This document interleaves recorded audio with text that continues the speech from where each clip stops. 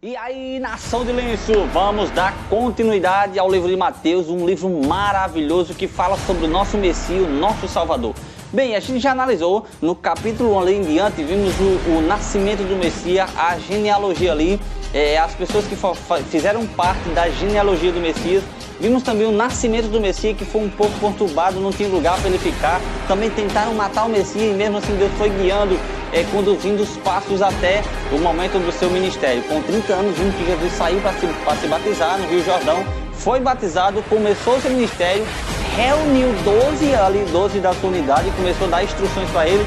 Quando deu instruções, ele começou a praticar aquilo que ele tinha falado para os seus discípulos. Ou seja, ele começou a ensinar e a praticar automaticamente, falando sobre milagres, sobre tudo e operando milagres ali extraordinários. Entramos agora no capítulo 14 do livro de Mateus. Vemos a morte agora. Lembra de uma coisa? A gente viu no capítulo 2 uma voz que clamava no deserto. Vocês lembram que essa voz? Essa voz era a voz de João Batista que clamava no deserto. Essa voz preparava o caminho do Senhor. Só que agora no capítulo 14 nós vimos que essa voz ela foi silenciada. Essa voz agora foi calada porque João Batista foi decapitado, trazido a sua cabeça numa bandeja. Olha só o verso 11 do capítulo 14. Diz que foi trazida a cabeça num prato e dada à jovem que a levou à sua mãe. Ou seja, Herodias, ela pediu a cabeça de João Batista, ela pediu que fosse decapitado o profeta do Senhor, porque ele já tinha falado algo sobre o seu relacionamento que desagradou ela, mas que era verdadeiro. Mas a gente vê agora que a voz silenciou uma coisa: o profeta pode descansar, pode dormir no Senhor, mas a voz dele permanece, porque a voz do profeta é a voz de Deus, e a voz de Deus ela permanece eternamente. Eu quero fazer uma pergunta bem séria para você agora, desbravador.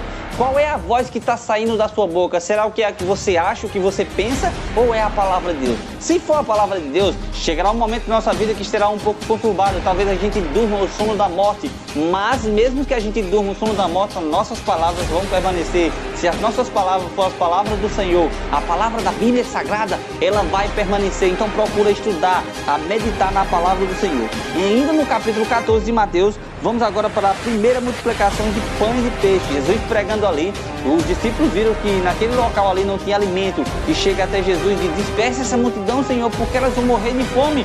E Jesus disse que não poderia despertar, que elas precisariam ouvir a mensagem. Ele diz assim: ao cair da tarde, vieram os discípulos a Jesus e lhe disseram: o lugar, Senhor, é deserto, vai adiantar a hora, despede, pois, a multidão, para que, indo pelas aldeias, comprem para si e o comam. Ou seja, a ordem que eles tinham dado a Jesus, tinha falado para Jesus: mestre, despede essa multidão, porque já faz tempo que eles estão ouvindo a mensagem, eles precisam se alimentar. Jesus disse agora, mas ele respondeu no versículo 17: não temos aqui senão 5 pães e 2 peixes. Jesus tinha perguntado se tinha alguma coisa ali, e eles disseram: sim, Senhor, temos aqui 5 pães e 2 peixes. Jesus faz o extraordinário. Lembra de uma coisa?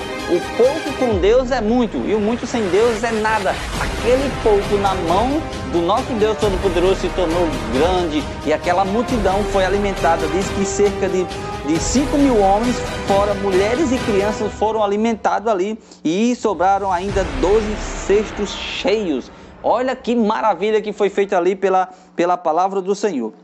Mergulhando ainda no capítulo 15, nós vimos agora, no capítulo 14 ainda, Jesus anda sobre o mar.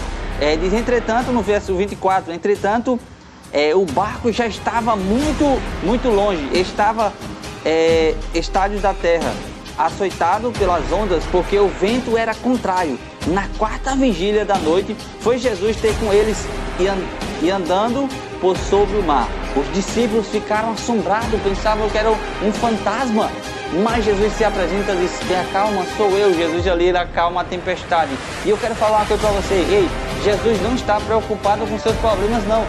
Teve um evento que Jesus, quando estava no barco ali, que o barco estava agitado, Jesus estava dormindo ali embaixo do barco tranquilamente. Mas a única coisa, aquela turbulência, aquele vento, aquela tempestade não acalmou o nosso Salvador. A única coisa que acalmou o nosso Salvador, que despertou o nosso Salvador, foi a voz do clamor. Você precisa clamar ao Senhor, você precisa entender que problemas e dificuldades virão, porque ele diz: no mundo vocês vão passar por aflições, mas tem de bom ânimo, eu venci o mundo. A regra é: se ele venceu o mundo, clama a ele, joga os seus problemas para Ele, diz: Senhor, me ajuda nesse momento, me ajuda a ter força para me suportar essas provações.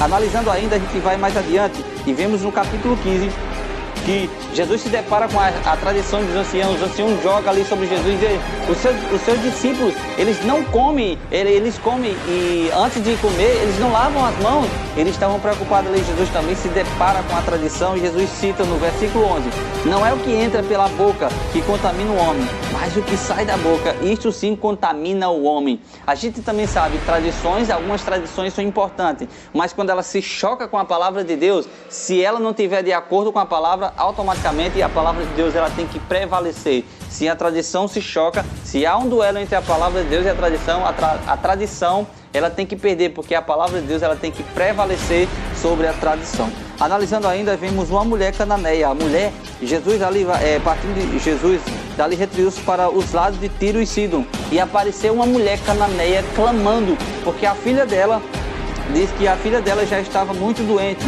e ela pediu que o curasse ela, e ela estava possuída por demônio. Jesus disse: não, eu não posso fazer isso porque eu não posso. Verso 26, então ele respondeu e disse: não é bom tomar o pão dos filhos e lançá-lo aos cachorrinhos. Ela, contudo, replicou: Senhor, porém os cachorrinhos comem das migalhas que caem da mesa dos seus donos. Uma forma humilde que aquela mulher fez: Senhor, eu preciso sim das migalhas, eu preciso dessas migalhas porque a minha filha está endemoniada e eu sei, e eu creio que é só o Senhor que pode fazer isso. Ei, pessoas que não eram do povo de Deus, eles aceitaram a mensagem do Salvador, aceitaram a mensagem do Messias. E o que é que você está fazendo?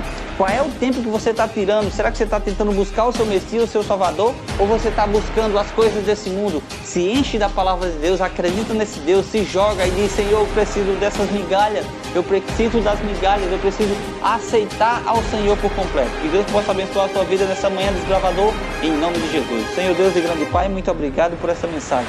Esteja conosco nessa manhã, é isso que pedimos e te agradecemos em nome de Jesus. Amém.